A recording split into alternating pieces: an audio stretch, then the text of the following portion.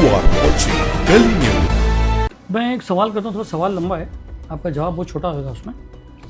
केशव प्रभुरानी ने एक प्लॉटिंग चालू की, उनको इलेक्शन की टिकट नहीं मिली, खामोश रहे कि शायद इलेक्शन के बाद मुझे कुछ मिले। हो गई पार्टी की जो है, पार्टी पिट गई, बीजेपी मेजोरिटी में आ गई, अपोजिशन कुछ भी नहीं था। केशव प्रभुरानी ने एक और प्लॉटिंग चालू की कि यार अब मैं क्या करूँ, मेरा बेटा है, मुझे कुछ तो करना पड़ेगा, कांग्रेस तो ख़त्म हो गई। उस प्लॉटिंग के तहत आपने आहिस्ते आहिस्ते, मेरा सवाल मैं बोला बहुत लंबा है, आपने प्लॉटिंग चली, मैं सब जगह ये बात चल रही है, मैं उसको मिला के बता रहा हूँ। तो जैसे ABCD अलग रहता है और अलग अलग वर्ड्स बना के बनते ये 24 सही है। तो फिर बाद में आपने ये प्लॉटिंग चालू किया, आपने आहिस्ते आहिस्ते अपने लोगों को समाजवादी में ज्वाइन किया। सब में पहले आपने काम किया रईस शेख और अबू हाशिम आज़मी को मिलाने का, ताकि आप अबू हाशिम आज़मी की गुड बुक में आ जाओ। फिर उसके बाद आपने वो मिलाने के बाद आहिस्ते आहिस्ते अबू हाशिम आज़मी से दोस्ती बढ़ाई। उसके बाद फिर आपने जो है अपने लोगों को डालने दिया, जैसे ज़ेबा मलिक है जो साबो सिद्दीकी प्रिंसिपल है, सईद खान साहब है, आपके लोगों को आहिस्ते आहिस्ते पार्टी में एडमिशन कराया। फाइनली केशव प्रभुरानी जो है एक बहुत ही पॉलिटिकल और एम्बिशियस मूव लेके मैदान में था। एक मैन में तीन तलवार, जो ये बात चल रही है सब जगह कि यार एक ही पार्टी में तीन जगह, फिर कुछ आपस में हो जाएगा, क्योंकि आपका रिकॉर्ड रहा, इसके पहले भी आपके साथ इनकी जमीन ही थी समाजवादी पार्टी। आपने समाजवादी पार्टी ज्वाइन की है, क्या डील हुई आपकी अखिलेश यादव के साथ? आपके नाराज़ होने की वजह हमारे पास दूसरी आई है सुबह। ये सब तो ठीक है, बातें थी, लोगों को बातें कर रही हैं कि आपको जब बाइकल्ला की टिकट की जब बात हो रही थी तो कांग्रेस के बहुत सारे लीडर, एक बिल्डर है जो आपका खास है, उसको आपकी जगह पे खड़ा करने की बात है। इस बात में कितनी सच्चाई है? क्या बात है, इतने बड़े प्रोग्राम में, जैसे आपने कहा कि 250 अखबार वाले आए थे, बहुत बड़ा प्रोग्राम था, अखिलेश जी आए हुए, तो रईस शेख क्यों? इस पर आप इतने पुराने मंजे हुए खिलाड़ी हो, पॉलिटिशियन हो, कई पार्टी हमने चेंज की, आप मिनिस्टर रह चुके हो, कुछ तो डील की बात की होगी ना। असदुद्दीन ओवैसी MIM के लिए ऐसा लोगों का परसेप्शन है कि ये जो मुस्लिम नेता है इनको अपनी कुर्सी खतरे में लगती है, इसलिए हर जगह ये लोग जो है, सारे मुस्लिम नेता जो असदुद्दीन ओवैसी के अपोजिट है, वो नहीं चाहते कि ऐसा लीडर आगे आए ताकि हमारे सारे वोट बैंक्स ख़त्म हो जाए। जैसे एक म्यान है उसमें केशव प्रभुरानी और, मगर सामने वाले ने बोला एक म्यान में तीन तलवार। सलीम भाई नहीं, मैं बता रहा हूँ, तीसरा तलवार रईस शेख। देखिए, आज लोकल मुस्लिम्स में पूरे हिंदुस्तान में, पूरे वर्ल्ड में, कि एक ही आदमी मुस्लिम लीडर में तर्क के बोलने वाला है, वो असदुद्दीन ओवैसी, चाहे वो मेंबर ऑफ पार्लियामेंट में बोले या कोई भी स्पीच में बोले। जैसे कि अभी MV सरकार है, यानी कि देखा जाए तो पूरी भागदौड़ जो है उद्धव ठाकरे में क्या हाथ में थी, कैसे क्या करना, उद्धव ठाकरे और शरद पवार, उसमें कांग्रेस का इतना रोल नहीं लग रहा था। कांग्रेस पार्टी ने आपको हमेशा एक मुस्लिम चेहरा लेके यूज़ किया। क्या आपको भी ऐसा लग रहा था कि मेरा साइडलाइन हो कर रहे हैं? दोस्तों, आज हमारे पॉडकास्ट में एडवोकेट केशव प्रभुरानी साहब वापस आए हुए हैं।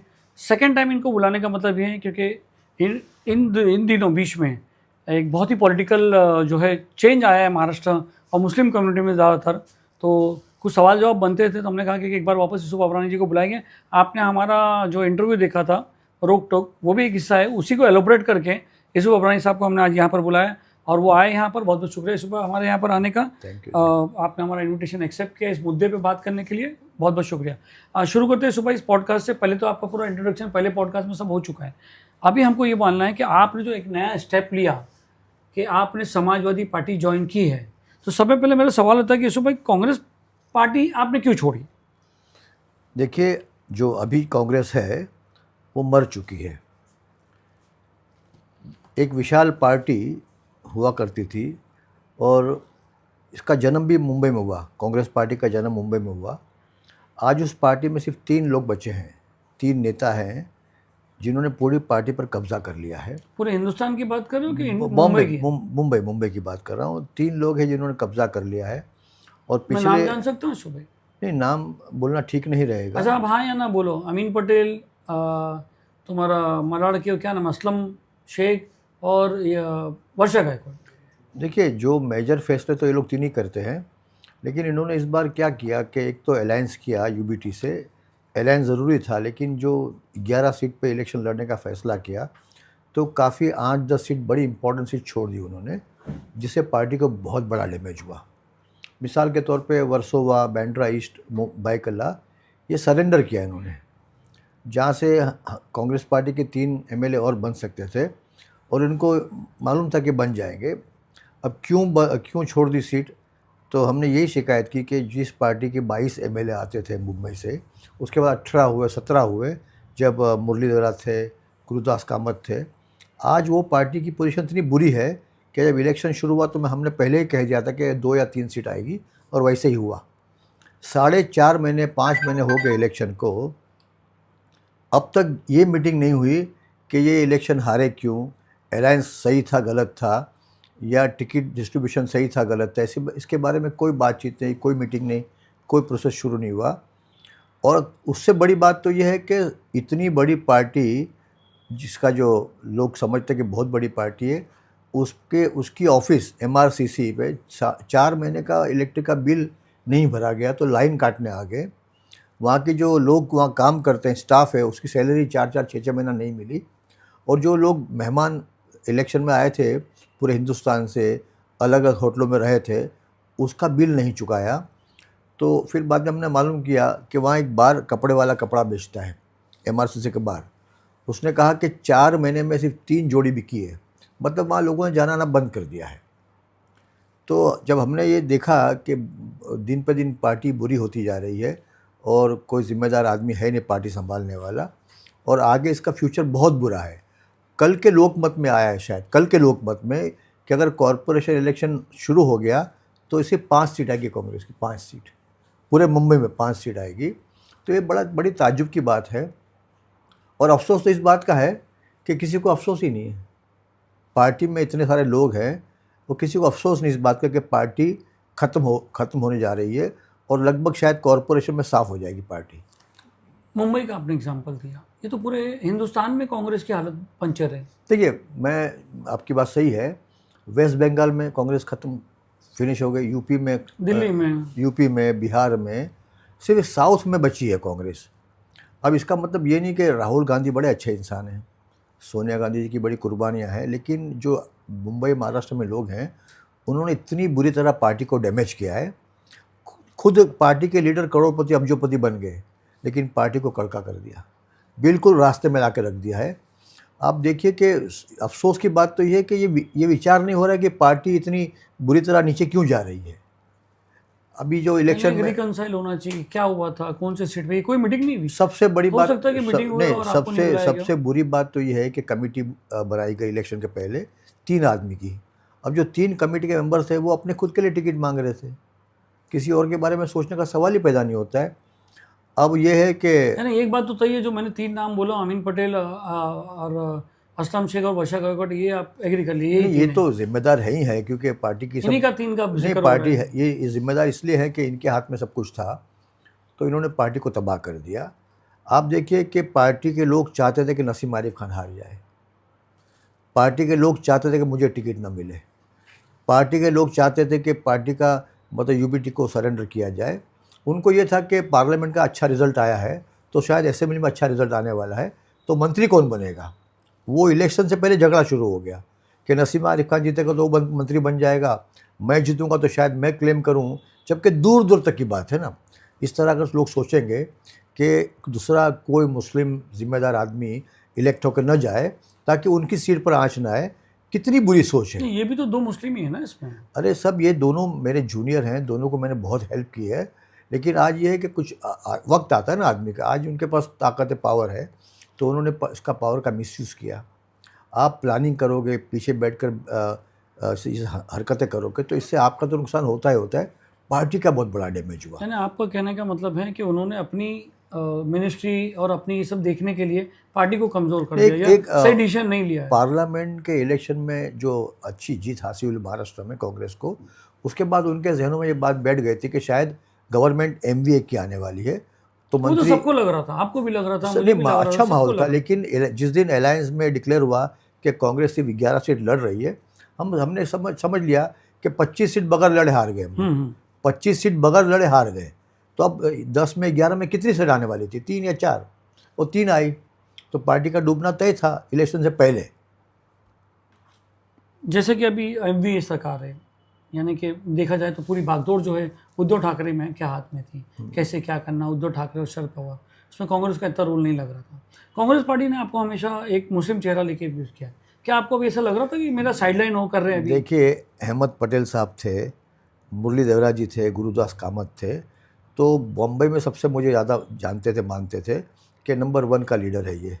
लेकिन उन तीनों के डेथ के बाद पार्टी ऐसे लोगों के हाथ में आ गए जिनको पार्टी के बारे में कुछ मालूम ही नहीं था। कांग्रेस कितनी उसकी विचारधारा क्या है, उसमें काम किस तरह करना चाहिए। जहाँ 22 एमएलए आते थे वहाँ 3 एमएलए आए हैं, तो इसका जिम्मेदारी कौन? यही जो 3 लोग थे जिन्होंने टिकट बांटने का काम अपने हाथ में लिया था, यही जिम्मेदार हैं। आपको लगता है कि कांग्रेस पार्टी वीक हो गई है अभी? मुसलमानों को बहुत कोई इंसाफ नहीं दिला है? बहुत कमज़ोर, बहुत कमज़ोर, बहुत कमज़ोर। अब इस पार्टी का वापस पावर में आना इम्पॉसिबल है। और मुंबई में तो इनका इतना बुरा परफॉर्मेंस रहेगा। मैं कल के लोकमत की आपको मिसाल दिया कि 5 सीट कॉरपोरेशन में। ये सुबह आने नहीं देगा? नहीं, मैं तो मेहनत करूंगा समाजवादी पार्टी के लिए, और ये मेरा दावा है आपके सामने कि कम से कम 150 सीट लड़ेंगे हम लोग, 150 सीट, और 70 सीट पर जीत सकते हैं। इतनी संभावना है, इतनी मेहनत होगी हमारी। अभी समाजवादी की कितनी सीट है? अभी 6 है कॉर्पोरेटर की? शायद, 5 है।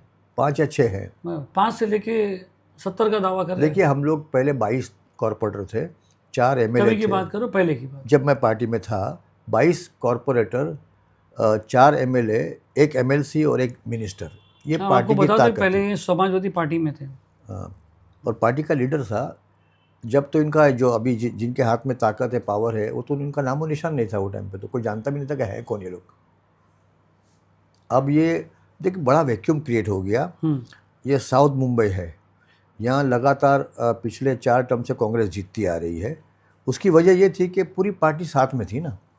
अब जो आएगा इलेक्शन, उसमें मालूम पड़ेगा कि आपकी ये हरकतें आपको कितनी भारी पड़ती हैं। Why Samajwadi party?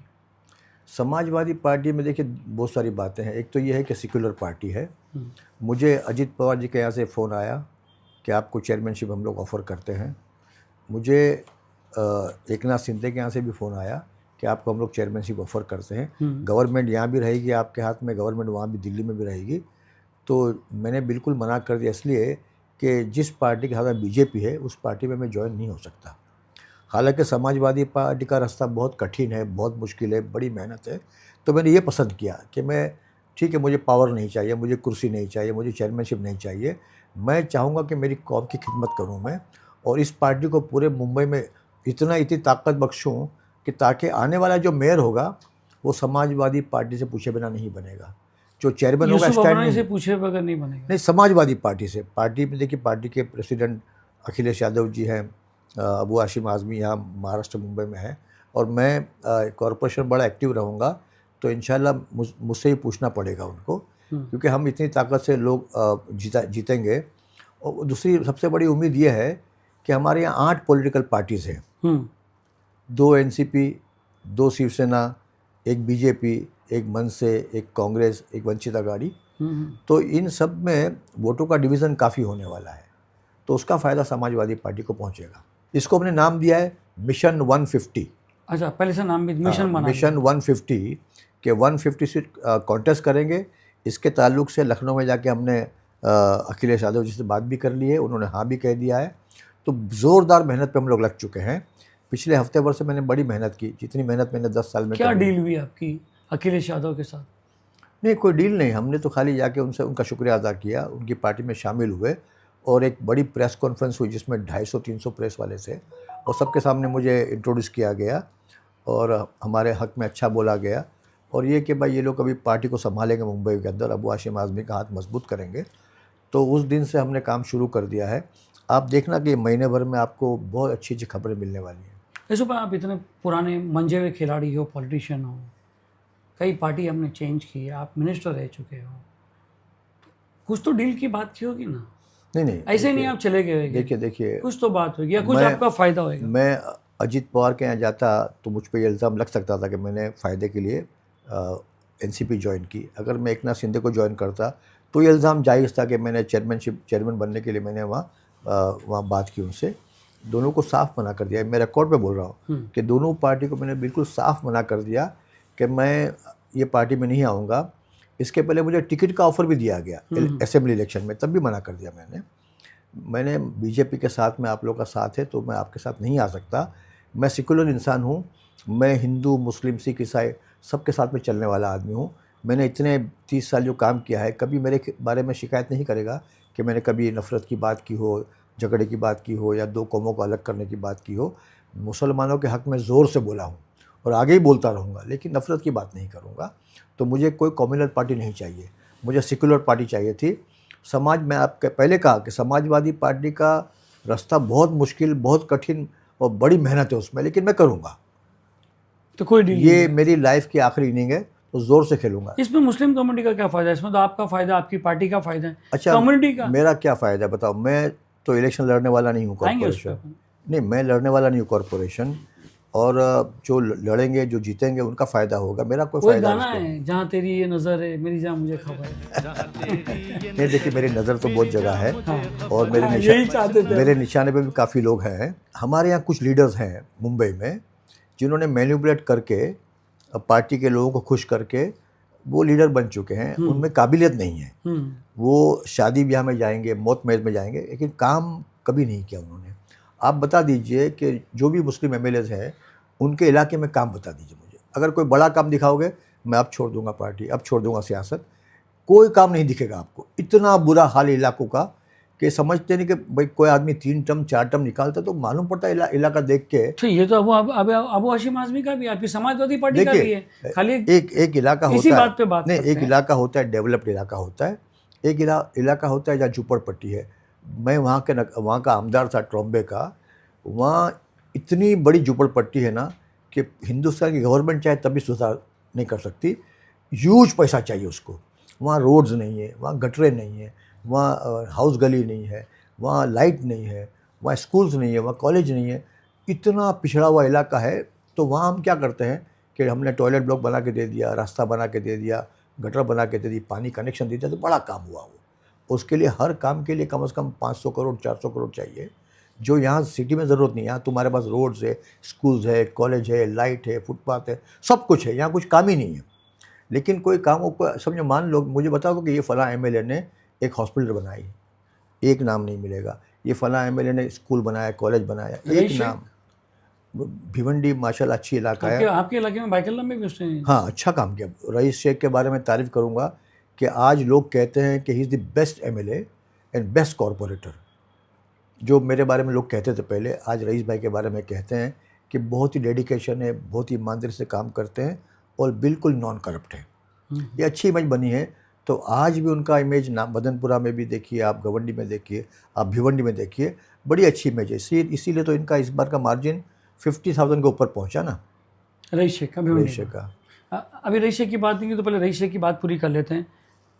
आपके सारे प्रोग्राम में रईस शेख दिखे नहीं।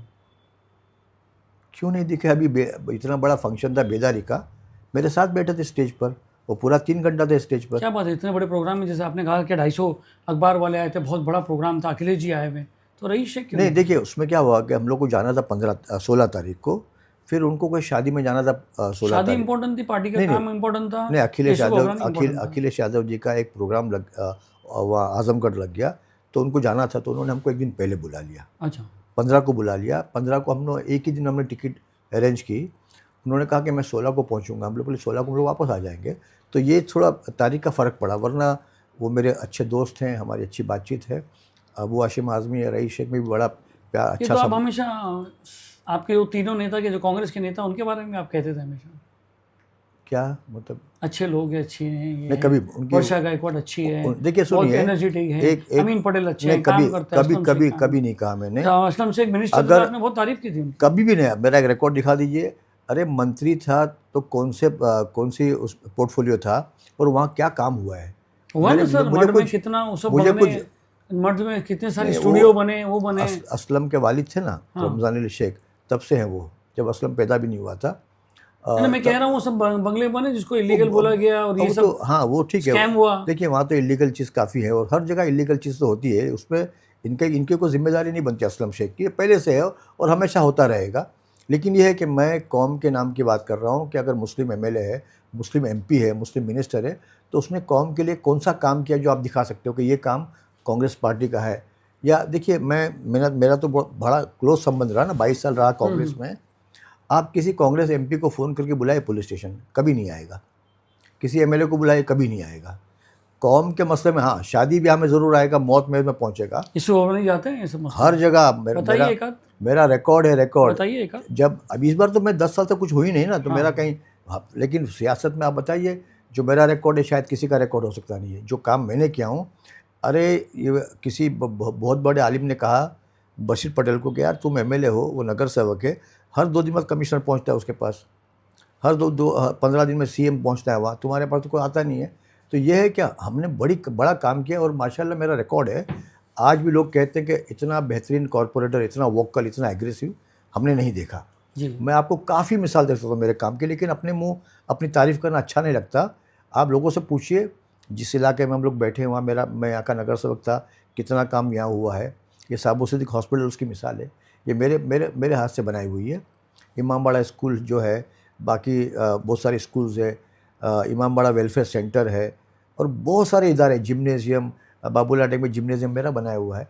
तो मेरे काम तो ये, अच्छा मैंने जितने स्ट्रक्चर बनाए हैं या जितने भी जिम्नेज़ियम, सोशल वेलफेयर सोसाइटी, सबको हैंडओवर कर दिया वहाँ के लोगों को। अब ये लोग मैनेज करते हैं। मेरे हाथ में कभी कोई पावर रखा नहीं मैंने, क्योंकि कौम की चीज़ थी, कौम को दे दी। रईस शेख की बात कर रहे थे कि रईस शेख जो है एक ये हाशिम भाई के पास एक लीगल मतलब कैंडिडेट था कि भाई चलो, हर आदमी सोचता है कि मैं कॉरपोरेशन से एमएलए बनूं, एमएलए से एमपी बनूं।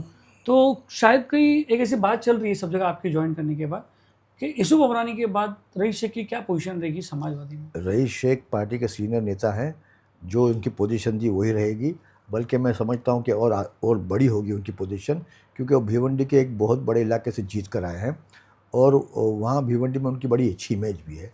तो हम चाहेंगे भिवंडी में एक जगह वो हैं, तो उसके बाजू का इलाका है, वहाँ भी समाजवादी का एमएलए हो। बम्बई में मेहनत करेंगे हम लोग तीनों मिलकर, तो बम्बई में हम तीनों नहीं, बहुत सारे लोग हैं पार्टी में, सब मेहनत करेंगे, तो यहाँ भी हमारी कॉरपोरेशन में मेजॉरिटी आएगी या नंबर टू हमारी पार्टी रहेगी और सेम भिवंडी में होगा। तो उसका श्रेय रईस शेख को जाएगा, उसकी मेहनत का फल पार्टी को मिलेगा। तो इस तरह पार्टी ग्रो करेगी। देखिए, किसी लीडर को माइनस करके, साइड करके पार्टी बढ़ सकती नहीं थी। अगर कांग्रेस में जो ये हो रहा पॉलिटिक्स है, में तो ऐसे ही होता है। नहीं, कांग्रेस में जो हो रहा है, अगर ये समाजवादी पार्टी में हुआ तो उसका भी नुकसान होगा समाजवादी पार्टी को, तो ऐसा कोई काम नहीं होगा। जैसे एक म्यान है उसमें यूसुफ अबरानी और मगर उस सामने वाले ने बोला एक म्यान में 3 तलवार, सलीम भाई नहीं, मैं बता रहा हूँ तीसरा आपको। तलवार रईस शेख है। देखिए, लीडर एक होता है, उसके चाहने वाले फॉलोअर्स काफ़ी हो सकते हैं ना। अबू हाशिम आज़मी लीडर है, अखिलेश यादव जी लीडर हैं, हम उनके फॉलोअर्स हैं, उनको सपोर्ट करने के लिए हैं। रईस शेख सपोर्ट करेंगे, मैं सपोर्ट करूंगा और बहुत सारे लोग साथ में जुड़ेंगे। महीने भर में आपको मालूम पड़ेगा नहीं, पार्टी। एक म्यान में 3 तलवार, जो ये बात चल रही है सब जगह कि यार एक ही पार्टी में 3 जगह फिर कुछ आपस में नहीं, हो जाएगा, क्योंकि देखिए, आपका रिकॉर्ड रहा है, इसके पहले भी आपके साथ इनकी जमीन ही थी समाजवादी पार्टी में। देखिए, मैं समझता हूँ कि मैं बड़ी ईमानदारी से काम करता हूँ और मैं चाहता हूँ कि पावर को शेयर करना चाहिए, सब मिलकर काम करना चाहिए। अगर कोई डिक्टेटर बनेगा तो जाहिर बात है उसका नुकसान होगा। अभी जो अबू हाशिम आज़मी से हमारी बात हुई है, यही बात हुई है कि हम लोग एक एपेक्स कमेटी बनाएंगे, उसमें बहुत सारे लोग जुड़ेंगे और फैसले उसमें होंगे। अबू हाशिम आज़मी क्योंकि पार्टी के प्रेसिडेंट हैं महाराष्ट्र के, तो उनके डायरेक्शन को, उनकी पॉलिसी को मानना हमारा फ़र्ज़ बनता है। हम लोग जो भी होगा, डिबेट होगा, डिस्कशन होगा, अल्टीमेटली फैसला वही होगा जो पार्टी का प्रेसिडेंट चाहेगा, तो हमने उसको तय किया है। लेकिन मुझे पूरा पक्का यकीन है कि अब जो पार्टी बन रही है उसमें देखिए बहुत सारे ऐसे लोग आएंगे जो नई सोच के हैं, नई शक्ति लेके आएंगे और नई आइडियाज़ लेके आएंगे। और अब मुसलमान जो है पूरे बम्बई के अंदर, उसने हमेशा मजबूरी में वोट दिया है, नेगेटिव वोट दिया है। हमने बीजेपी को हराने के लिए कांग्रेस को वोट दिया, फिर बीजेपी को हराने के लिए हमने उद्धव ठाकरे को वोट दिया, ये नेगेटिव वोट था। अब मुसलमान पॉजिटिव वोटिंग करेगा, पॉजिटिव, वो एक पर्टिकुलर पार्टी को चुनेगा, उसी को सपोर्ट करेगा। इसीलिए मैं कहता हूँ कि 70 के ऊपर हमारे कॉर्पोरेटर आने वाले हैं। तो आप ये एग्री करते हो कि आप अबू हाशिम आज़मी को अपना लीडर मानते हो? डेफिनेटली मैंने पार्टी ज्वाइन की, सोच के ज्वाइन किया कि इनके हाथ में कमान रहेगी, इनके साथ में काम करना है, इनके अंडर में काम करना और है। कब मौका मिल के इनका कमान छीनना है, ये तो सपना सबका रहता है। देखिए, अगर हर एक बच्चे का सपना रहता है बड़े होके वो। सुनिए, मैं समझता हूँ कि अगर लालच होती ना, लालच, तो जहाँ मैं आज जो मेरी पोजीशन वो नहीं होती। मैंने हमेशा कुर्बानी दी है। 52,000 वोट से जीतने के बाद, कांग्रेस से 52,000 वोट से जीता मैं, और मुझे टिकट नहीं दिया गया। ये 2009 की बात है, वो ट्रॉम्बे से। हाँ, तो आज 2024 है, मैं पार्टी में रहा ना 22 साल, आपने ना इंसाफ़ी होने के बावजूद भी पार्टी में रहा। अच्छा, उसके बाद मुझे वाहडा का चेयरमैन बनाया गया, वो सिर्फ 6-7 महीना मेरे हाथ में रहा। ये बात सोनिया गांधी जी को मालूम, ये बात राहुल गांधी जी को मालूम, अहमद पटेल को मालूम। तो ये जानबूझ कर के मुझे, देखिए बहुत सारे आदमी बहुत एग्रेसिव होते हैं, बहुत ज़्यादा फॉरवर्ड होते हैं और उनको उनके अंदर टैलेंट होता है, क्वालिटी होती है आगे बढ़ने की। तो कुछ लोग चाहते हैं कि इसको रोका जाए, तो मुझे इस तरह रोका गया, मेरे खिलाफ साजिश की गई। 52,000 वोट से जीतने के बाद मुझे टिकट नहीं दिया गया। उसके पीछे वजह है जो मैं आज बोलना नहीं चाहता, लेकिन ये है कि कुछ लोग चाहते हैं कि इनको रोका जाए। हमारा टैलेंट देख के, हमारी हमारी हमारी जो काम करने का तरीका देख के समझते हैं कि अगर ये लाइमलाइट में आया तो हमको कोई पूछेगा नहीं।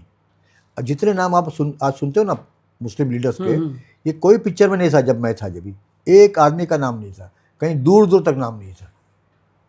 अब देखिए दूसरा ये कि कांग्रेस पार्टी में अगर नसीम आरिफ खान जो पहले 4 टर्म एमएलए रह चुके हैं, 3 बार 4 बार 5 बार मिनिस्टर रह चुके हैं, उनको हराने की कोशिश करना, भाई जगताप को टिकट नहीं मिले उसके, यानी इन लोग को यही आपके लोग ही हराते, यानी कांग्रेस की आज जो जिम्मेदार है, कांग्रेस के लोग भाई जगताप को टिकट न मिले उसके लिए कोशिश करना।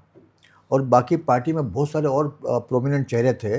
अब देखिए बहुत जल्दी सब कुछ मालूम पड़ने वाला है, सबको रोकना ताकि मैं बच जाऊं, मेरा नाम रहे, मेरी सीट रहे, मैं मंत्री बन जाऊं, ये सोच सोच के उन्होंने काम किया। तो आज इसीलिए पार्टी थी। ये तो हर एक आदमी सोचता है ना, आज भी आप कुछ सोच नहीं, गलत बात है, गलत बात है। देखिए मैं समझता हूँ कि मैं जब एमएलए था तो मैंने कमाटीपुरा नागपाड़ा घूमता था अमीन पटेल के लिए, मैं जी कैंपेन शहजाद भी था पूरा दिन रात। नहीं, ये बार भी नहीं, हम लोग ने तो कभी नेगेटिव सियासत नहीं की। जितने भी हमारे पार्टी के जिनको टिकट मिली उसको सपोर्ट करने के लिए पूरी मेहनत की हमने। अब सबसे बड़ी बात ताज्जुब की तो ये अफसोस की बात है कि हमने यूबीटी के लोगों को जिताया, अरविंद सावंत को हमने वोट दिया, मनोज जामसूद को हमने वोट दिया, जबकि हमारी सीट थी वो। मैंने कहा भी, मैं उदय जी से कहा, मैंने बाकी शिवसेना के लोगों से कहा कि जहाँ 50% मुस्लिम है वहाँ से भी तुम मुसलमान को टिकट नहीं दोगे तो मुसलमान कहाँ लड़ेगा इलेक्शन। तो अब ये हो गया कि बायगला से मुसलमान कभी जीत सकता नहीं है। एक यूबीटी को सीट चली गई तो हमेशा उनके पास ही रहेगी वो सीट कि भाई हमारा एमएलए था, हमारा नगर सेवक था। तो इस तरह काम नहीं होता। नहीं, उस वक्त की बात की जाए तो उस वक्त ये बात हो रही थी कि यूसुफ अबरानी उस टाइम रिवॉर्ड नहीं कर रहे थे, उनको टिकट नहीं मिली थी क्योंकि उनको एक दूसरा आश्वासन था कि अगर यार कांग्रेस, आपको भी तो नहीं पता था कि यह हाल होने वाला है। नहीं, तो मुझे तो कहा गया था कि आपको टिकट दे रहे हैं।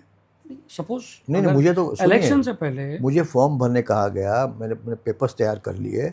मुझे बार बार फ़ोन आता था दिल्ली से और बॉम्बे से कि आप अभी 1 घंटे में चले जाओ फॉर्म भरने के लिए, लेकिन मैं जब तक आप मुझे ये भी फॉर्म नहीं दोगे मैं नहीं जाऊँगा, मैं फॉर्म भर के विड्रॉ करने के लिए नहीं जाऊँगा। तो ये साजिश थी जिसका पता हमको चला, हमारे कुछ दोस्तों को भी इन्वॉल्व किया गया उसके अंदर।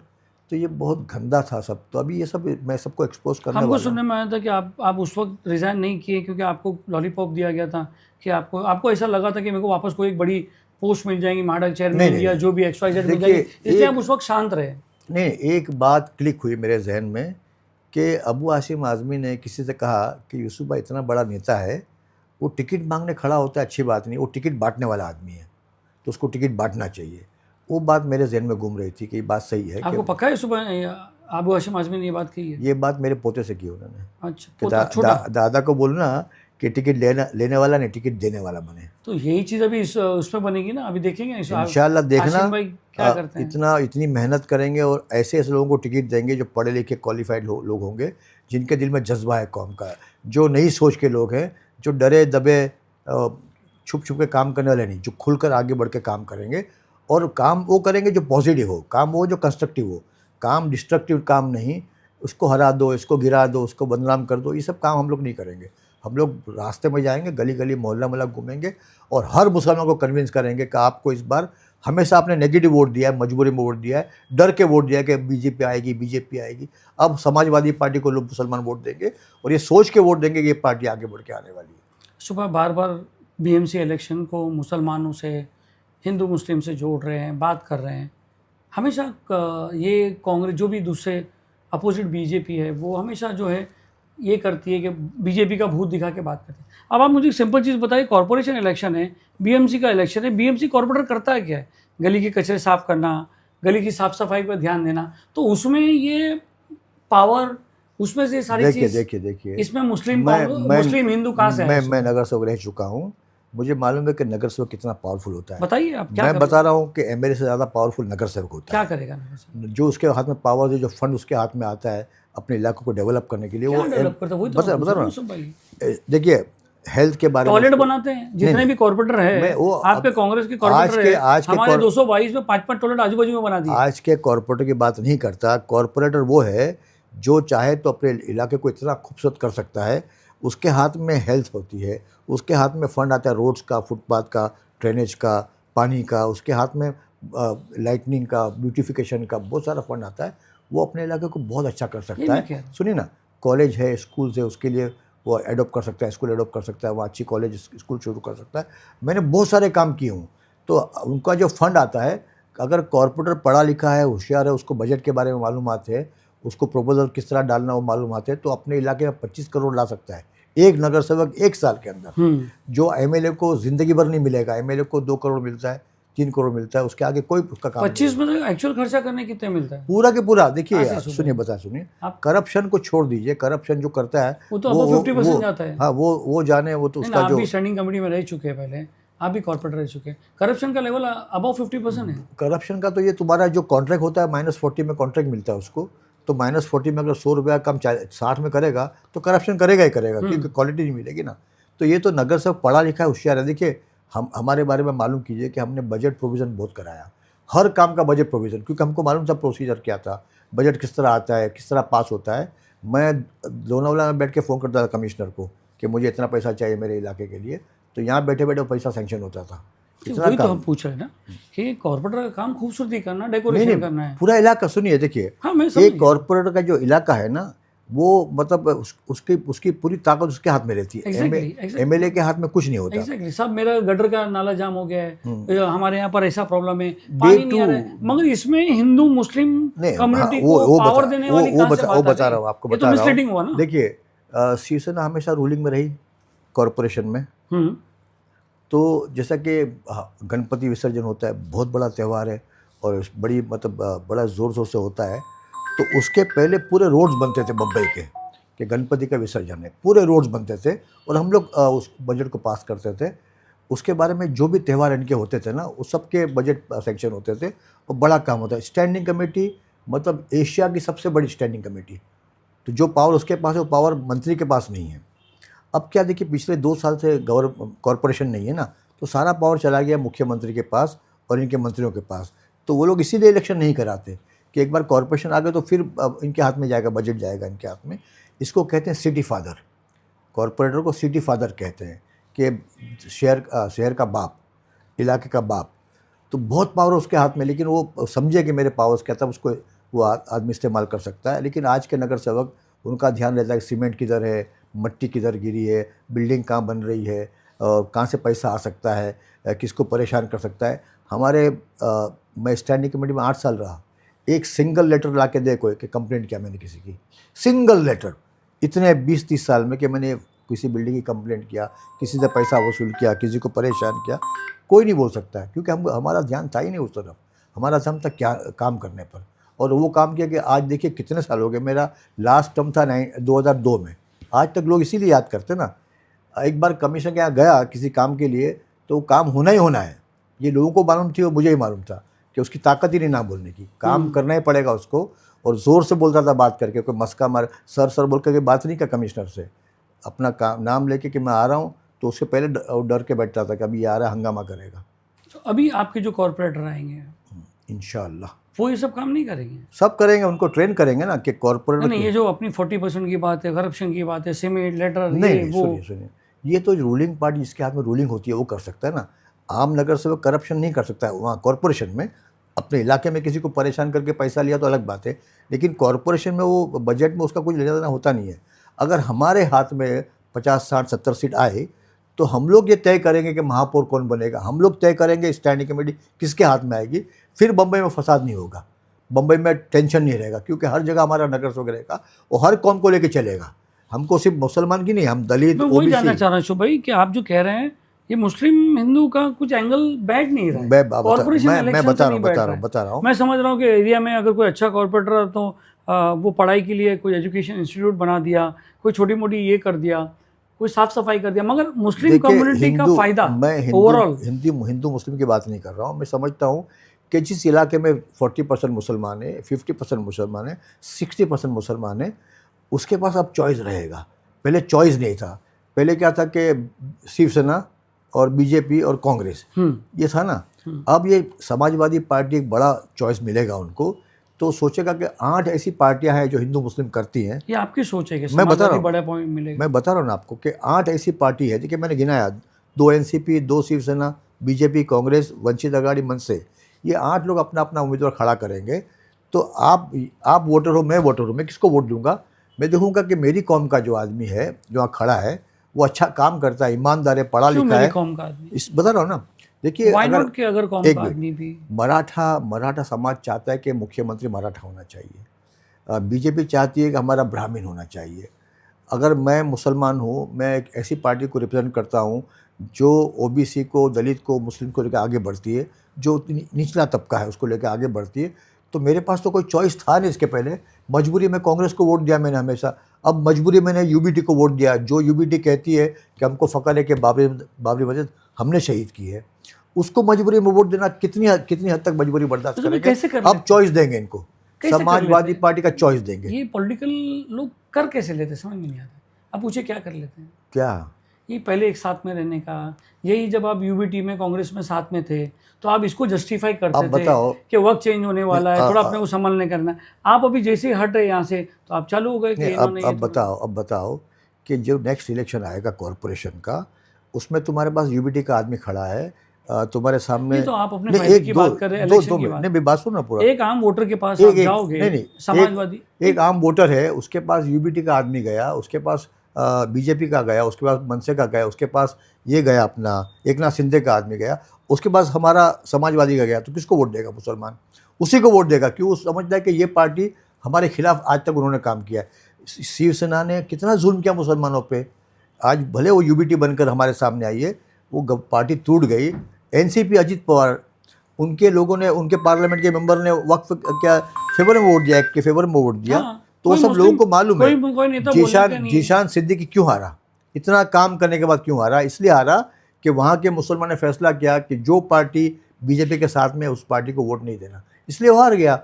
200 करोड़ का काम किया उसने फंड से, तब भी हार गया इलेक्शन। तो मुसलमान इतना समझदार है कि मुझे किसको वोट देना चाहिए।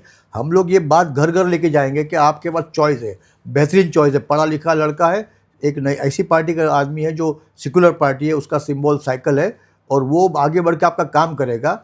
ये आज तक ये बात लोगों तक पहुंची नहीं, अब पहुंचेगी। और देखिए, जैसा रईस शेख है, वो अपने इलाके में काम करता है, अबू हाशिम आज़मी, उसने अपने इलाके में काम किया, तो आज भी ये लोग कामयाब हुए इलेक्शन में, क्योंकि लोग समझते हैं कि सेकुलर पार्टी है। हम लोग हिंदू मुस्लिम की बात बिल्कुल नहीं करेंगे। जहाँ ओबीसी है, जहाँ दलित है, वो दलित को टिकट देंगे, जहाँ ओबीसी है ओबीसी को टिकट देंगे, लेकिन मेजोरिटी इलाके जो मुस्लिम इलाके है, जहाँ मुस्लिम मेजोरिटी है, वहाँ से मुस्लिम को देंगे टिकट। तो इसमें बिल्कुल इलेक्शन जीतने के लिए जो भी कुछ करना पड़ता है वो सब करेंगे हम लोग। Why not MIM? देखिए, मैंने कल एक स्पीच में कहा था कि कोई ऐसा नेता है, चाहे हिंदू में चाहे मुसलमान में, जो लोगों को भड़काता है, जज्बाती बातें करता है, डिवीज़न पैदा करता है। ओवैसी साहब हैदराबाद में मजबूत है, वहाँ इलेक्शन लड़े, कोई ऑब्जेक्शन नहीं है। तुम जाके यूपी में, वेस्ट बंगाल में, बिहार में इलेक्शन लड़ते हो और वहाँ सेक्युलर लोगों को हराते हो, तो आपके बारे में जो इल्ज़ाम है कि आप बी टीम हो, बिल्कुल साबित होता है ना। तो क्यों MIM को वोट दे? बल्कि MIM के लोग तो ऐसी बात करते हैं जिससे आज जो माहौल ख़राब हुआ है, उसमें बीजेपी का जितना हाथ है उतना MIM का भी हाथ है। तुम आके अनाप शनाप बोलते हो और ऐसी जज्बाती बातें करते हो, इससे लोग इश्तियाल में आते हैं। देखिए, हम समझते हैं कि हमारा मुसलमान कम पढ़ा लिखा है, तो जज्बाती बातों सुनकर वो थोड़ा जोश में आता है। हम लोग अक्लमंदी की बात करेंगे, ऐसी बात करेंगे जिससे दोनों कौम को अच्छा लगे, जिससे लोग करीब आएँ, ऐसी बात करेंगे ना। मतलब लोगों को करीब, हमको डिवीज़न पैदा नहीं करना है। तो जो प्रोवोकेटिव बात करेगा, चाहे MIM का आदमी हो चाहे बीजेपी का, उसको अपोज करेंगे हम लोग कि आपकी ये बात गलत है, हिंदुस्तान सबका है। देखिए, आज़ादी की लड़ाई में हमारे 2 लाख उलमा मारे गए। इसके पहले बड़े बड़े लीडर रह चुके हैं कांग्रेस में या दूसरी पार्टियों में, कभी उन्होंने ऐसी बात नहीं की। जो बात ये करते हैं दोनों भाई, वैसी बात किसी लीडर ने आज तक नहीं की। जबकि हमारे अब्दुल कलाम आज़ाद थे, सीनियर बहुत बड़े लीडर आज जिनको लोग याद करते हैं, और बहुत सारे बड़े बड़े मुस्लिम लीडर पैदा हुए। जज्बाती बात करना मुझे भी आता है, लेकिन हम लोग कभी हिंदू मुस्लिम बात नहीं करेंगे, मज़हब का सहारा ये कौन लेके। तय करेगा कि जज्बाती बात में उनकी इमोशनल है कि पॉलिटिक्स है? ये कौन तय करेगा? अब देखिए, मैं बता रहा हूँ कि मुझे तो There's a बड़ा very thin line between it. नहीं, तो मुझे बड़ा ताज्जुब हुआ जब मैंने एक स्पीच सुनी कि अकबरुद्दीन ओवैसी कहते हैं कि जब मुझे मारा गया तो मेरे सर पे किसी ने हाथ रखा जब मैं इंजर्ड था, तो मैंने पूछा कि आप कौन हो? तो उन्होंने कहा कि मैं हुज़ूर पाक सल्लल्लाहु अलैहि वसल्लम हूँ। तो उनको ये पूछना पड़ा कि आप कौन हो, यही झूठ है। अल्लाह के रसूल को देखेगा तो आदमी पहचान लेगा कि अल्लाह के रसूल है। फिर कहा कि बंदे नवाज आए थे, गौस पाक आए थे, ख्वाजा गरीब नवाज आए थे। ये सब बातें बोलकर तुम वोट हासिल करते हो, शर्म आना चाहिए। सो तो सियासत छोड़ देनी चाहिए। अब किसी मुसलमान को जज्बात में ला के उसके दिल पे मतलब इमोशनल उसको पैदा वो करके उससे आप ऐसी उस माहौल बनाओगे या उसके दिल में नफ़रत पैदा करो किसी और के लिए, तो ये अच्छा नहीं है। आपको हैदराबाद में लड़ने को मना करता है। आप अच्छे हो, आपने बहुत काम किया, आप वहाँ काम कीजिए। वेस्ट बंगाल हमारे में इलाके में मत आइए। नहीं, वेस्ट बंगाल में, यूपी में, बिहार, वो हमारा इलाका कहाँ है? पार्टी तो यूपी से बढ़ाएंगे ना वो तो। यूपी नहीं, पार्टी इस तरह थोड़ी बढ़ती है कि जहाँ मुसलमान खड़ा है उसको हराने के लिए। आपके कहने से पार्टी बढ़ेगी, इसको नहीं, घबराने के कहने से? ऐसा नहीं, पार्टी बढ़ाने के लिए सबको हक है कि अपनी पार्टी के लिए मेहनत करे। लेकिन तुम बिहार में जाके देखिए, अगर तेजस्वी आज मुख्यमंत्री नहीं है तो ओवैसी की देन है। मोदी आज प्राइम मिनिस्टर है, ओवैसी की देन है। पूछो क्यों? 2002 में जब फसाद गुजरात में हुआ था तो वहाँ कांग्रेस मजबूत थी, कांग्रेस जीती और मोदी हार जाता। लेकिन वहाँ छोटी मोटी पार्टियाँ पहुँच गई, 4-4, 5-5 पार्टी, और सेक्युलर वोट को डिवाइड किया। इसलिए मोदी फिर जीत के आए। जबकि इतना खिलाफ माहौल था कि अटल बिहारी वाजपेयी खिलाफ हो गए थे, उनको हटाने की बात करते थे। लेकिन वहाँ डिवीज़न पैदा किया, उसमें वहाँ एनसीपी गई, वहाँ बहुजन समाज गई, वहाँ ये मुस्लिम जमातें गई वहाँ, तो वहाँ के वोट को डिस्ट्रीब्यूट किया। उसकी वजह से 8 सीट कम पड़ी, वरना वहाँ कांग्रेस का मुख्यमंत्री होता है मोदी की जगह पे। आज लोकल मुस्लिम्स में पूरे हिंदुस्तान में, पूरे वर्ल्ड में, कि एक ही आदमी मुस्लिम लीडर में तर्क के बोलने वाला है, वो असदुद्दीन ओवैसी। चाहे वो मेंबर ऑफ पार्लियामेंट में बोले या कोई भी स्पीच में बोले, उनकी स्पीच से लोग, चाहे वो 3 तलाक बिल हो, चाहे वो मैं उनकी बड़ी इज्जत करता हूँ, उनके नॉलेज की, उनके पार्लियामेंट में डिबेट की बड़ी इज्जत करता हूँ। मेरा सिर्फ ऑब्जेक्शन ये है कि तुम कहीं भी जाओ तो वहाँ जाके मेहनत करो जहाँ तुम्हारा बेस है। तुम हैदराबाद में 8 सीट लड़ते हो, यूपी में जाके 80 सीट लड़ते हो, तो आम मुसलमान समझता है कि ये क्यों हो रहा है। ये बिहार पार्टी वोट परसेंटेज बढ़ाने के लिए भी होती है। अरे तो तुम एक काम करो ना, नहीं सुनिए, अब बीजेपी को ले लीजिए, बीजेपी आपके टाइम पे 2 सीट थी। ऐसा है, कर्नाटका में गए ये लोग, मैं स्टार्ट से बात कर रहा हूँ, शुरुआत तो कहीं से होती है ना। बीजेपी की भी 2 सीट थी आपके टाइम पे, 400 सीट थी आपके पास। जंगसंग सुने ना, आप ये बोलोगे कि मुझे हक है सब जगह लड़ने का, तो आज तेजस्वी मुख्यमंत्री नहीं है, इसलिए नहीं है कि एमआईएम लड़ी वहाँ से। आज अखिलेश यादव वहाँ के मुख्यमंत्री नहीं है, इसलिए कि जाके आप देखिए, आप इलेक्शन का रिजल्ट दिखाइए कि काफ़ी जगह समाजवादी के लोगों को हराया इन्होंने, वरना आज वहाँ हुकूमत एसपी की होती।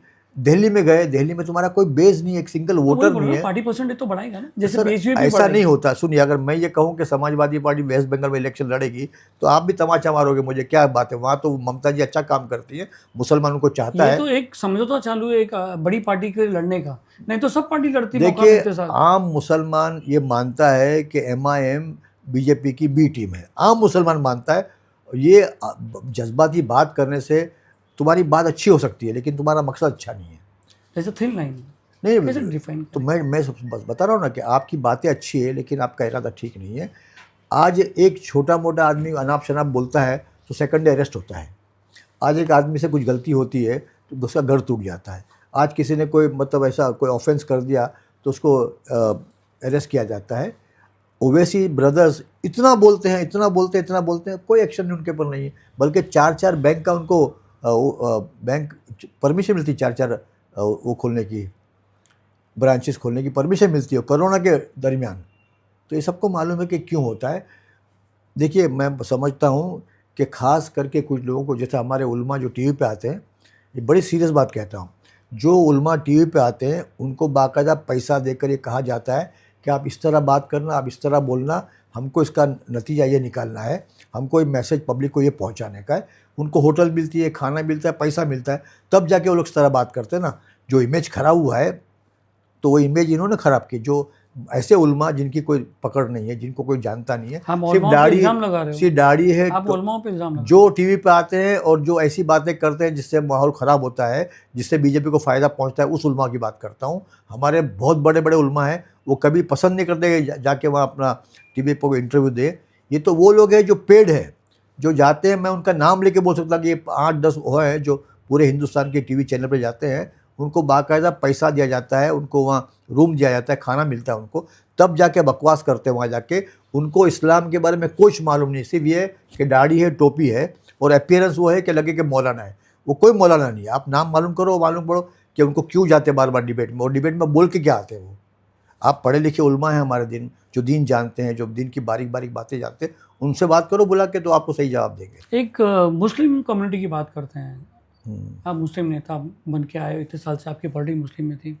असदुद्दीन ओवैसी एमआईएम के लिए ऐसा लोगों का परसेप्शन है कि ये जो मुस्लिम नेता हैं इनको अपनी कुर्सी खतरे में लगती है, इसलिए हर जगह ये लोग जो है, सारे मुस्लिम नेता जो असदुद्दीन ओवैसी के अपोजिट है, वो नहीं चाहते कि ऐसा लीडर आगे आए ताकि हमारे सारे वोट बैंक्स खत्म हो जाए।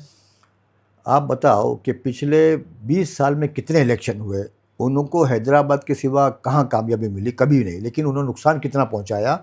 मैं समझता हूँ कि जो भी कुछ हो रहा है, माहौल ख़राब हो रहा है, उसमें बड़ा हाथ इनका है। और ये मैं अकेला नहीं कहता हूँ, पूरे हिंदुस्तान का मुसलमान ये कहता है कि ये दो भाई हैं, ये बीजेपी को मजबूत करते हैं, इन पर कोई एक्शन कभी होता नहीं है और आगे भी नहीं होगा, क्योंकि ये बीजेपी के इशारे पे काम करते हैं।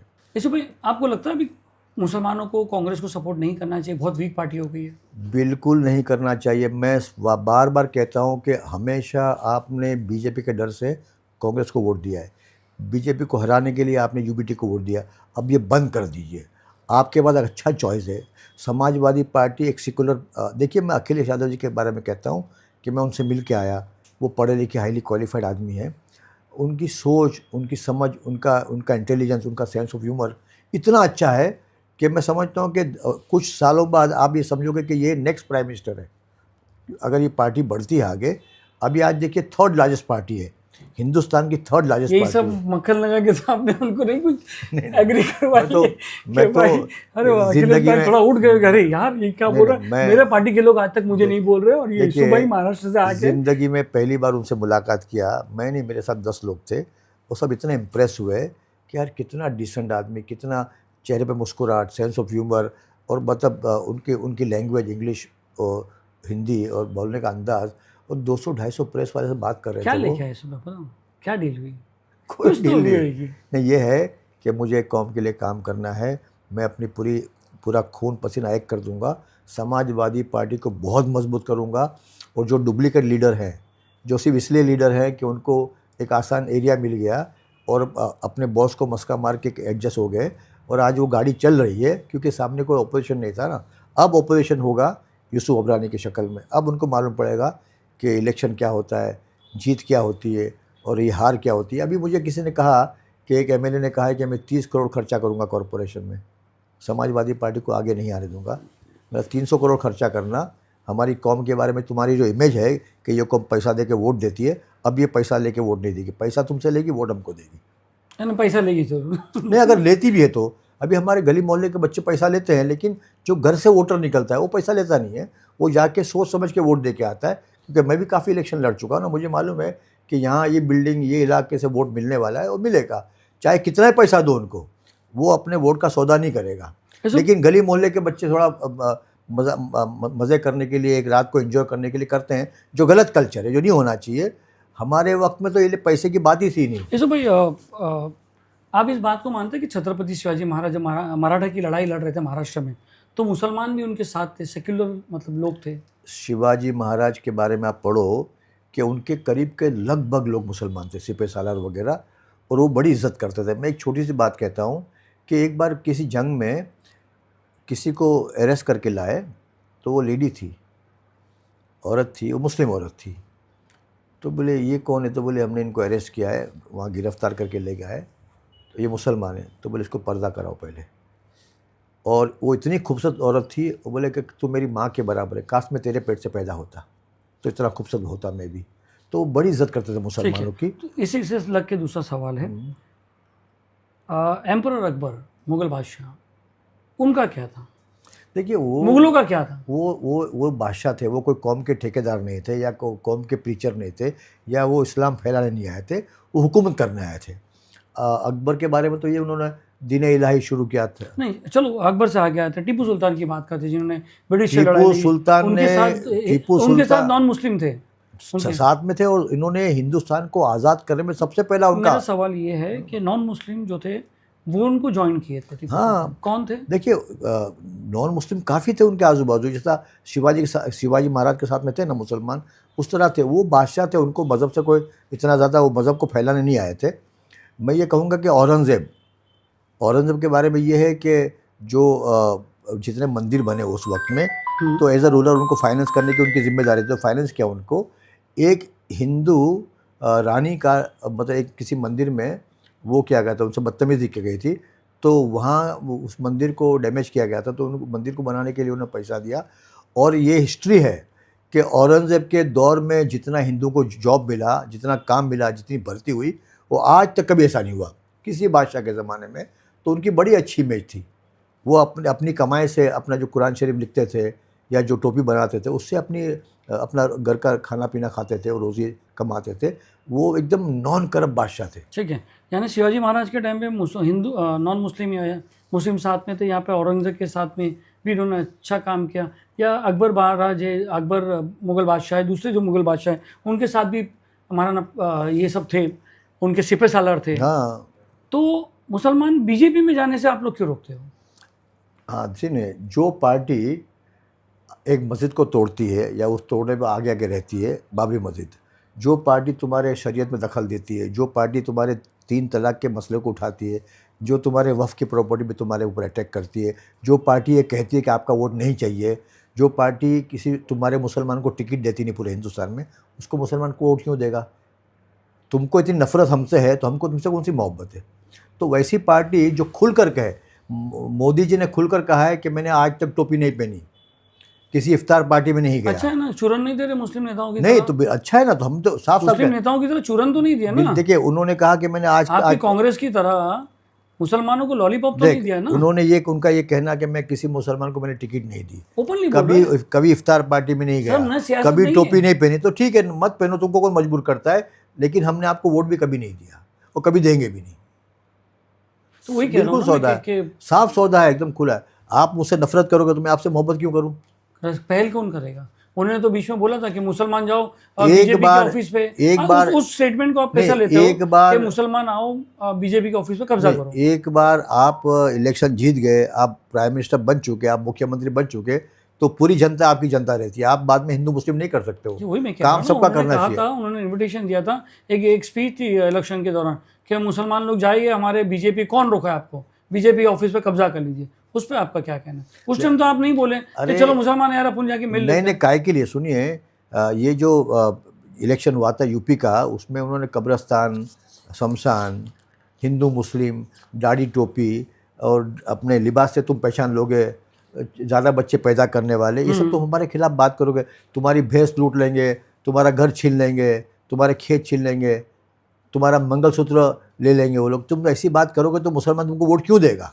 इस ऊपर एक थ्योरी लगाई जा रही है कि आपने शहजाद के लिए एक प्लेटफॉर्म तैयार कर अबरानी आपके बेटे के लिए। देखिए, मुझे कांग्रेस ने भी कहा था कि आपके बेटे को जहाँ से टिकट चाहिए देंगे हम लोग। कांग्रेस के जो अभी फ़िलहाल जो एमएलएज हैं, उन्होंने कहा था कि उसके खिलाफ़ कुछ नहीं होगा। बाकी पार्टी के लोगों ने कहा कि तुम्हारे बेटे को जीतने के लिए हम लोग हेल्प करेंगे। मुझे वो सब नहीं चाहिए ना। मेरा बेटा इलेक्शन लड़े नहीं लड़े, जीते हारे, उसकी कोई परवाह नहीं है। मैं समाजवादी पार्टी की बात करता हूँ, मैं मुसलमानों की बात करता हूँ कि पूरी कौम में एक मैसेज गया है कि अब इस पार्टी को मजबूत करो, क्योंकि कुछ ऐसे लोग आए हैं जिन्होंने कौन दिया है मैसेज? हाँ, मैसेज कौन दिया? मेरे पास 500 फ़ोन आते रोज़ दिन के। हालांकि मैंने इतनी बात कभी किसी से नहीं की। मैंने लोगों से मिलता भी हूँ, बात भी करता हूँ, उनको कन्विंस भी करता हूँ, और एक नया जोश पैदा हुआ है। ये बहुत जल्दी, महीने भर में आपको मालूम पड़ जाएगा कि क्या माहौल बनता है।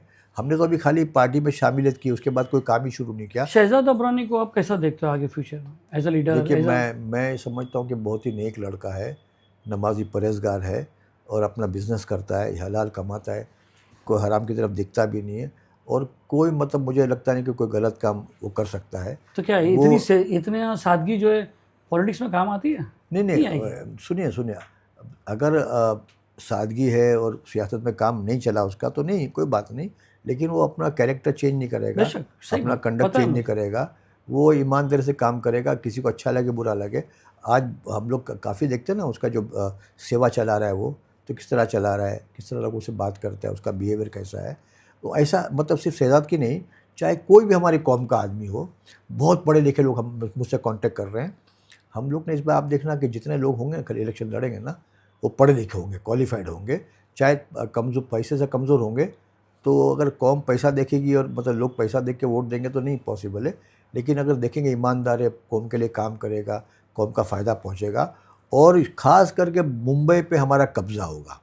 इसलिए कब्ज़ा होगा कि मुंबई वो पूरे हिंदुस्तान का सबसे इम्पोर्टेंट सिटी है। यहाँ अगर तुम्हारे पास 40-50 कॉरपोरेटर हैं मुंबई में तो पैसा यहाँ बहुत का है। माहौल मुंबई ख़राब नहीं में होगा। पैसा बहुत है, मतलब क्या पैसा तो रूलिंग पार्टी के हाथ पास जाता है ना, जी। पैसा ऑपोजिशन नहीं, के पास नहीं आपकी आता। आएगी तो नहीं, ऑपोजिशन के पास नहीं बीएमसी जाता। आएगी तो आपके 50 अब कॉर्पोरेटर देखिए, मैं पूरा आपको अभी से कहता हूँ, न बीजेपी को मिलेगी मेजोरिटी, न शिवसेना को, न एकनाथ शिंदे को, न एनसीपी को।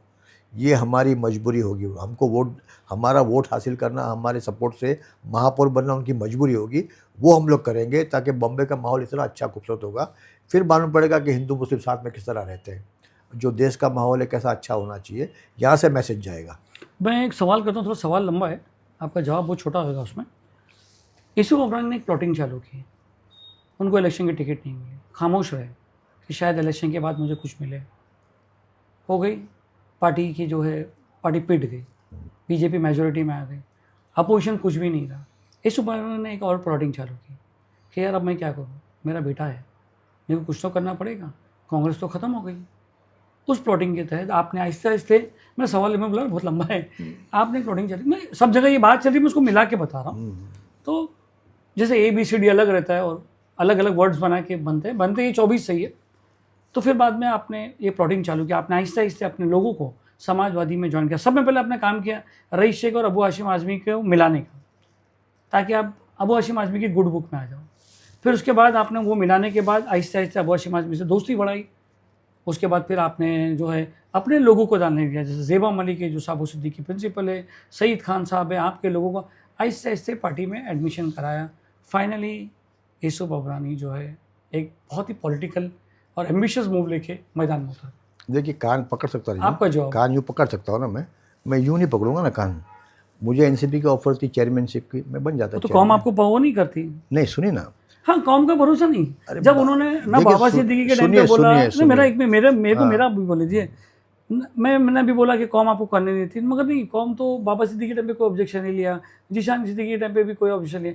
नवाब मलिक की आप बात नहीं करता, वो भी तो अपोजिशन में गए, आपके मुंह से कभी नहीं। सुनिए, तो इलेक्शन हार गए ना, इसलिए बुरी तरह। हालांकि बात सुनिए, अजित पवार की पार्टी थी, एकनाथ शिंदे की पार्टी थी, मैं बीजेपी में शामिल नहीं होता, दोनों पार्टी में शामिल हो सकता था, मैं चेयरमैन बन सकता था, रातों रात पावर में आता, लोग आगे पीछे घूमते, जो मतलब बाकी जो उस तरह सियासी डेवलपमेंट होता।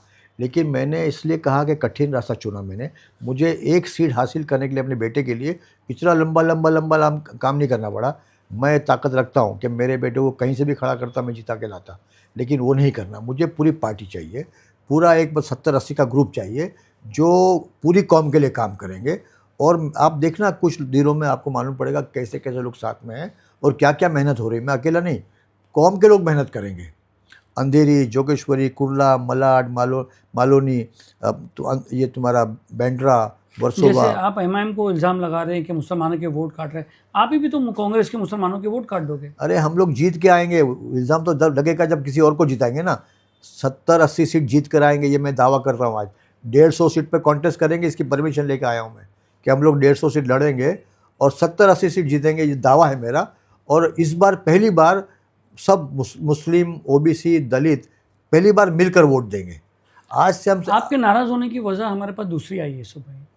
ये सब तो ठीक है, बातें थी, जो को बातें कर रही है कि आपको जब बाइकल्ला की टिकट की जब बात हो रही थी तो कांग्रेस के बहुत सारे लीडर, एक बिल्डर है जो आपका खास है, उसको आपकी जगह पे खड़ा करने की बात, इस बात में कितनी सच्चाई है? देखिए, इस बात से आप नाराज़ हो गए? नहीं, मेरे कान तक तो बात बहुत सारी आई है। नाम लूँ मैं कि नहीं, ज़रूरत नहीं नाम लेने की। मुझे नाम भी पता है। नहीं, मेरे पास काफ़ी लोगों की तरफ से बात आई। मैंने कहा भी कि सियासत में किसी को भी खड़े होने का पूरा हक है। मैं कोई ठेका लेके तो नहीं आया ऊपर से कि मुझे ही टिकट मिलना चाहिए, नहीं मिली टिकट।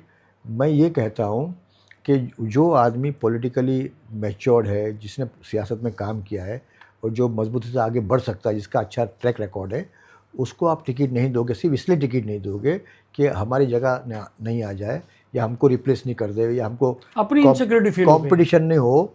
तो वो सोच के तुम नसीम आरिफ खान को हराओगे तुम भाई जगताप के खिलाफ काम करोगे, तुम यूसुफ अबरानी को टिकट देने का खिलाफ बात करोगे, तुम ये बोलोगे इसके पास पैसा नहीं है तो इलेक्शन हार जाएगा क्योंकि नॉन करप्ट है, पैसा जमा नहीं तो किया। यहाँ आप एडमिट करते हो कि ये सब बातें थी कि नहीं, एक आपका जो, और वो भी चुना इससे बड़े बिल्डर को गया है जो आपके बहुत करीबी और बहुत खास दोस्त है। नहीं सुनिए, एक मेरा ये इमेज है कि ये नॉन करप्ट आदमी है, ये बड़ी मेहनत करता है, बहुत एग्रेसिव है और बड़ा अच्छा इसका इमेज भी है। अगर ये जीत गया तो बाद में आगे आगे जो गवर्नमेंट आगे ये क्या करेगा, तो वो सोच कर एक प्लानिंग करके मुझे रोका गया।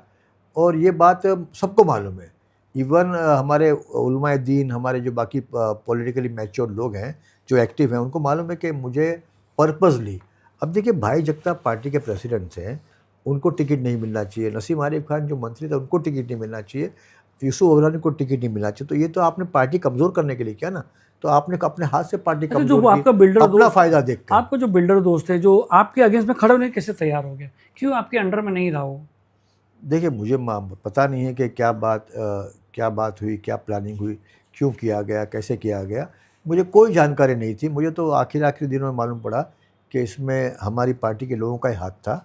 अब देखिए सियासत है, उसमें तुम अगर पीछे बैठ यानी के, हमारा ये बात सही है, खबर सही है कि कुछ तो ये नहीं था। मेरे कान तक भी बात आई है, मेरे कान तक बहुत सारी बातें आई है, मेरे कान तक नहीं पता, पूरे बम्बई के लोगों को मालूम है। लेकिन ठीक है, हम तो उसमें कुछ बोल सकते नहीं, हर आदमी को हक है टिकट मांगने का, और वो समझता है कि मैं काबिल इसीलिए हूँ। यूसुफ भाई ने आस्तीन ऊपर की, अब तुम लोग को दिखाता हूँ, अब आओ ये पार्टी छोड़ के मैं नहीं, समाजवादी को मैं- मजबूत करता मैं हूँ सिर्फ एक और बा- आओ भी एक एक हाथ हो जाए। मैं एक बात कहता हूँ कि जो डुप्लीकेट लीडर हैं, जो मैनेज करके ऊपर आए हैं, जिनका कोई इमेज नहीं है, जिन्होंने काम नहीं किया, और सिर्फ किसी अपने बॉस के ज़रिए सियासत में आए और वहाँ से उनको एक स्मूथ पाथ मिला, तो वैसे लीडर जो मतलब शादी ब्याह में जाएंगे, मौत महल में जाएंगे, कुछ काम नहीं करेंगे तो उनका नहीं चलने वाला भी। अभी उनको एक्सपोज किया जाएगा, उनके खिलाफ जंग लड़ी जाएगी, उनको उनकी जगह दिखाई जाएगी, और ये बताएंगे कि लीडर किसको कहते हैं। एमएलए लीडर नहीं होता, लीडर वो होता है जिसको लोग जानते हैं, मानते हैं, और जिनके पीछे चलने को तैयार है। अब ये मैदान खुला है, जंग का मैदान खुला है, ये इलेक्शन को 7-8 महीने हैं, 7-8 महीने में बहुत डेवलपमेंट होगा, देखिए बहुत सारा मामला आगे जाएगा। यशो भाई, एक आखिरी सवाल है कि आपने जो मैंने प्लॉटिंग की बात की थी, आप कितने साल से एक्टिव नहीं रहे मतलब इसमें? नहीं एक्टिव तो मैं हमेशा रहा, लेकिन जैसे मुझे कि मंत्री थे, मैं लास्ट हाँ 2014 जब माडा का चेयरमैन था, उसके बाद से मुझे कोई पोस्ट नहीं दी गई थी। मैं पार्टी का सीनियर वाइस प्रेसिडेंट था। मैंने पार्लियामेंट इलेक्शन में बहुत कैंपेन किया, तीनों अनिल देसाई के लिए, संजय दीना पाटिल के लिए और ये अरविंद सावंत के लिए बड़ी कैंपेन की। I was the front runner, मतलब यूँ कि सब जगह मुझे चाहते थे कि यूसुफ भाई आके स्पीच करें यहाँ। आप पूछे तीनों एमपी से बात कीजिए, वो बोलते थे कि जो एहसान आपने हम पर किया है ना, हम दीवार पर लिख के रखेंगे, ये आदमी का एहसान कभी नहीं भूलेंगे। मेरी एक एक स्पीच में 5-5 हज़ार आदमी रहता था और बड़ा इम्प्रेस होता था, क्योंकि मैं सब बताता था कि भाई हमारी मजबूरी क्या है यूबीटी को वोट देने की। चलो ठीक है, वो जीत गए। मनोज जामसूद के वक्त में हमको टिकट नहीं दी गई, क्या यूबीटी को, हमने ईमानदारी से मेहनत की, वो जीते। लेकिन अब हमारा सोचना ये है कि ये मजबूरी वाला वोट बंद करो, ये बाद में कभी कोई हमारे काम नहीं बहुत आता। सारे लोगों का कहना है कि यूसुफ अबरानी इतने साल से कुछ नहीं थे, जब से इस्लाम जिमखाना में वो प्रेसिडेंट बने उन्होंने एक पॉलिटिकल मूवमेंट चालू कर दिया।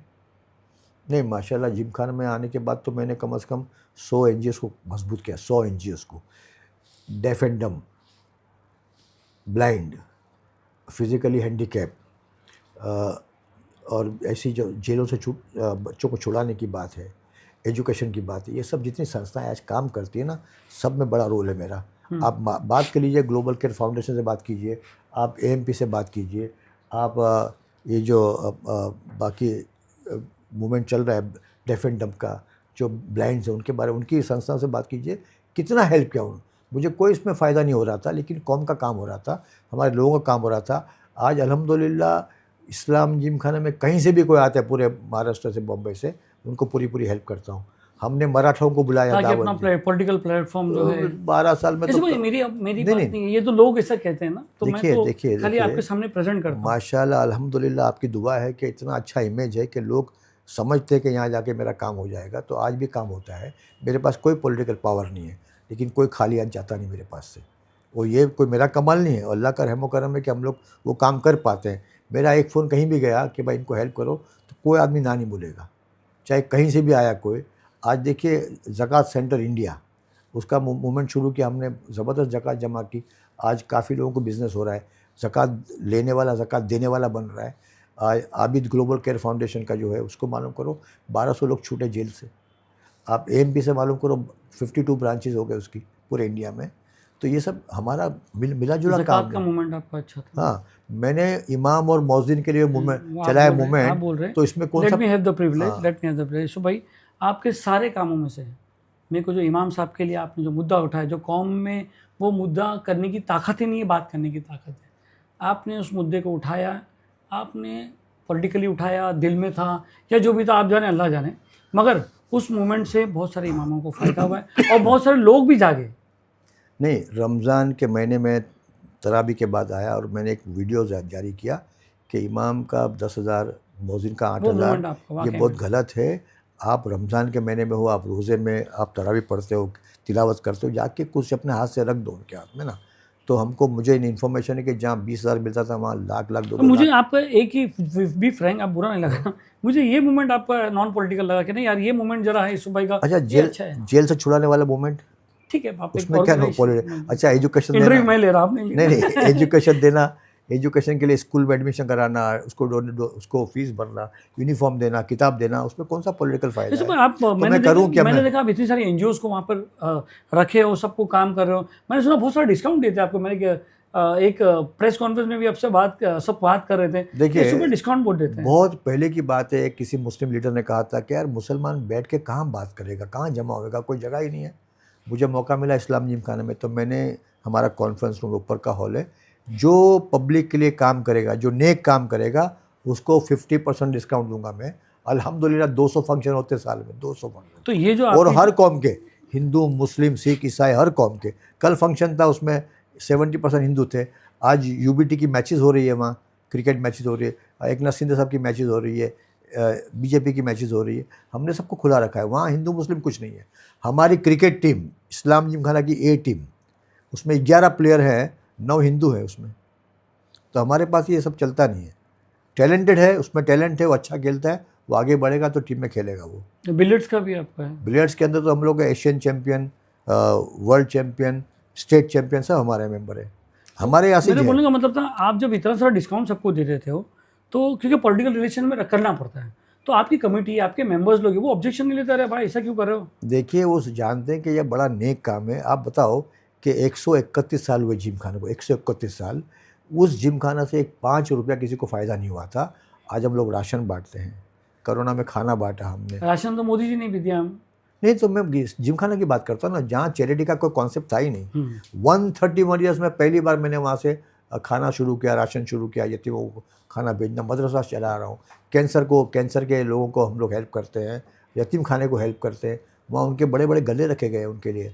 और सबसे बड़ी बात तो ये है कि अभी ये कोरोना के वक्त 2 साल हमने, हमारे टोटल एम्प्लॉयज़ थे उसमें 80% हिंदू हैं, उनको घर में जाके हमने सैलरी दी, 1 पैसा काटा नहीं हमने, सबने पैसे काटे, हमने नहीं काटा। और सबसे बड़ा काम हमने किया है कि जुगाड़ बंद कराया वहाँ। मुखालिफत नहीं होती आपकी, क्या ऐसा क्यों कर? 6 7 पिटिशन हाई कोर्ट में पेंडिंग उसी है। पे आ रहा था, क्रिमिनल का पिटिशन फाइल की गई आप लोग के हाँ। खिलाफ। देखिए, 5 या 6 केस चल रहे हैं और अल्हम्दुलिल्लाह अल्हम्दुलिल्लाह अल्हम्दुलिल्लाह एक भी केस में हमारे खिलाफ ऑर्डर पास नहीं हुआ। एंटी गैम्बलिंग एक्ट है, उसके हिसाब से आप जुगाड़ नहीं खेल सकते, चाहे क्लब हो, चाहे मैदान हो, चाहे घर हो, नहीं खेल सकते, बना है तो हमने बंद कर दिया उसको। करप्शन और क्या प्लस अभी? इस्लाम जिम खाना लिखा है ऊपर और नीचे जुगाड़ चलता है, ये कैसा बर्दाश्त करूँगा मैं? सही बात। तो मेरा ख्वाब था कि अल्लाह ने ताकत दी तो बंद करा दूंगा, बंद कराया मैंने। अभी हाई कोर्ट में रिसेंट एक पिटिशन गई है, उसमें एलिगेशन सीरियस है। बहुत सारे एलिगेशन, क्या क्या लिखा हुआ है, इसके पहले 6 7 केस और भी हो चुके हैं, लेकिन हमको कोर्ट पे, जुडिशरी पे बड़ा भरोसा इलीगल है। Construction, corruption. हमारे पास कॉरपोरेशन का लिखा हुआ लेटर है कि इस्लाम जिमखाना में सिंगल इंच इलीगल कुछ नहीं है, सिंगल इंच। सैंक्शन प्लान हमारे पास में है। हमको अगर चाहते तो देखिए, सामने दरिया है, पीछे रेलवे है, हमारे पास 22,000 FSI पेंडिंग है, हम लोग नहीं बना सकते तो नहीं बना रहे हैं। हम लोग ने अभी स्विमिंग पूल का प्लान सबमिट किया है, वो प्लान सैंक्शन हो चुका है, तो स्विमिंग पूल बनेगा वहाँ। तो अभी ये हाई कोर्ट में जो रिसेंट पिटिशन गई उसका क्या है? ये है ना, हमारे एक कार्ड रूम के मेंबर थे अशरफ कापड़िया, वो उन्होंने पिटीशन फाइल की, उसमें कामयाब नहीं हुए, उनको ऑर्डर नहीं मिला, तो उन्होंने एक प्रॉक्सी में किसी और को खड़ा किया है केस करने के लिए। उन्होंने केस फाइल किया, अभी वो केस की हियरिंग जब होगी तो सब खुलकर सामने आया। हमने रिप्लाई फाइल कर दिया है कि कोई बात केस में दम ही नहीं है, वही सेम जो प्रेयर्स थी, डॉक्यूमेंट सेम है, जो पहले पिटीशन में लगाया गया वही डॉक्यूमेंट है, जो ये आदमी ने लगाया वो सेम डॉक्यूमेंट लगाया। हमने कोर्ट को अपने रिप्लाई में साबित किया है कि ये सब उनके बिहाफ में हो रहा है। इस पर मैं एक बात कही गई थी कि मुसलमान में कोई अपने आप, मुस्लिम कम्युनिटी में कोई अपने आप को लीडर बना नहीं सकता क्योंकि कौम टांग खींचती है। तो यूसुफ अबरानी वहाँ पर इतने सारे लोगों को मैनेज कैसे करता है? देखिए बताओ, it's a kind of leadership. ये बहुत शर्म की बात है पूरे हिंदुस्तान के लिए कि यह कहना कि हमारी कौम में एक सिंगल लीडर नहीं है। मैं समझता हूँ, फैक्ट है ना। नहीं सुनिए ना, मैं समझता हूँ कि इसमें गलती लीडर की नहीं है, इसमें गलती हमारी कौम के अलग अलग तबके की है कि हर स्टेट के अंदर और पूरे हिंदुस्तान में लोग बिखर चुके हैं अलग अलग पार्टियों में। तो वो अब एक ऐसा माहौल बन नहीं रहा है कि किसी एक को वो लोग सपोर्ट करें। सबको मैनेज कैसे करते हैं? अल्लाह ताला के वहाँ रहमत बैठ हो के जाए। मैं एक थोड़ा सा फनी वर्ड बोलूं, हाँ। क्या लॉलीपॉप देता मैं कि हर आदमी वहाँ पर मैं यूसुफ भाई के ईमानदारी से सारे काम, मैटर वहाँ सॉल्व होते, सारे लोग आते हैं ईमानदारी से और काम। आपने अपना अबू हाशिम आजमी और रईस का सेटलमेंट भी ज़्यादातर वही बेंच में, आपको नहीं लगता? नहीं सुनिए ना, मैं बता रहा हूँ कि जिम खाना आपने देखा होगा 6 साल पहले, आज जिम खाना देखिए तो कोई भी आता है बाहर से तो देखता है तो बड़ा खुश होता है। और यहाँ तक लोग एक तो कहते अच्छी हैं, बात, इसको मैं इंटरप्ट करूंगा, एक तो अच्छी बात ये हो गई जिम खाने में कि हर आम आदमी को मतलब एक्सेस हो गया है। नहीं अल्हम्दुलिल्लाह हमारे मेंबर्स आते हैं, गेस्ट आते हैं और बाहर के लोग भी आते हैं। अब देखिए दिल्ली के लोग आते हैं, वो कहते हैं कि यार दिल्ली में इतनी खूबसूरत इमारत नहीं है। हम लोग अलग अलग जगह, हमारे एक बहुत ही सीनियर IAS ऑफिसर कैसा खालिद ने कहा था कि पहले मुझे जिम खाना आने को शर्म आती थी, आज मुझे फ़ख्र महसूस होता है। जी। और एक नेता आए थे जिन्होंने आपके जिम खाने की तारीफ़ की थी, खाने की। हाँ, यहाँ पर खाना बहुत अच्छा मिलता है। बहुत खाना अच्छा होता है। हुमा कैटरर्स है जो कैंटीन चलाते हैं, और बाकी हमारे पास 17-18 कैटरर हैं। वो बड़ा सब डिमांड में, लोग बड़ा पसंद करते हैं वहाँ खाना, वहाँ का जो माहौल है, वहाँ का जो एटमॉस्फेयर है पूरा, कि एलाइट क्लास के मुसलमान, फिर मिडिल क्लास के मुसलमान, उनके गेस्ट जो कभी देखे नहीं जिम खाना, आज वो आके देखते बड़े खुश होते हैं। एक रैपिड फायर राउंड से ख़त्म करते हैं यूसुफ भाई।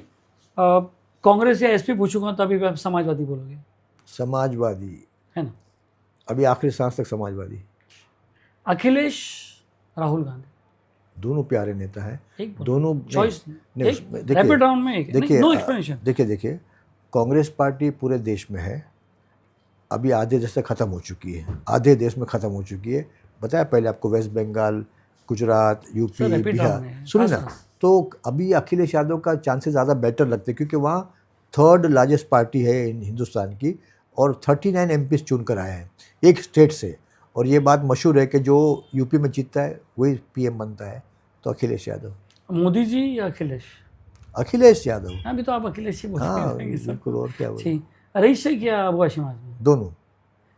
दोनों मेरी तो पार्टी के, दोनों मेरी पार्टी के। खैर, ये थे हमारे यूसुफ अबरानी साहब। अगर आपको एक कुछ मैसेज देना है तो आप दे सकते हो, 1 मिनट का टाइम लेके।